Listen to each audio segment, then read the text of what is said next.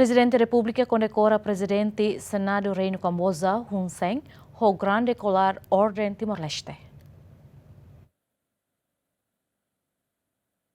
Presidente da República José Ramos Horta Sextane kondekora Prezidente Senadu Reinu Kamboja no ex-primeiro-ministro Reinu Kamboja Hun Sen, o grau Grande Kolar Orden Timor-Leste. Horta entrega condecoração durante o âmbito palestra o tema Hun Sen, na lição Sira, o genocídio, no pobreza, a liberdade, no prosperidade, nebe halau e a palácio presidencial, no participa o primeiro-ministro, no membro governo Sira, entidade Sira Seluk, no mos estudante Sira. A foi condecora e a linha discurso se festado destaca viagem extraordinária, Hun Sen, no lição Folimbot Sira, nebe Timor-Leste, bela aprende o Kamboja e experiência com a construção pós-conflito. I would like to take this opportunity to express my deep gratitude for your recent letter to the ASEAN Chair, which unequivocally reaffirmed Cambodia's steadfast support for Timor-Leste accession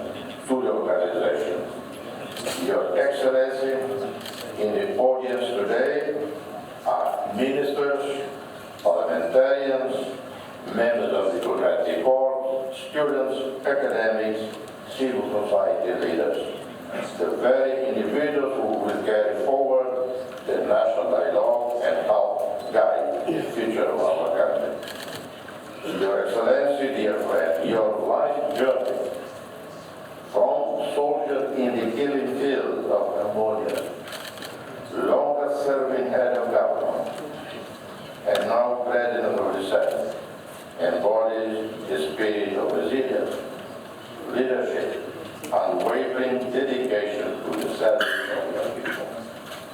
As Prime Minister, you led Cambodia through an era of profound transformation, from conflict and recovery to peace building, economic reconstruction, and integration into ASEAN and the wider global community. E a palestra ne Presidente Senadu Reinu Kamboja hatu agradece ba se festado tamba fo condecoração bania no mos conta com a bania luta hodi liberta nia povo husikiak.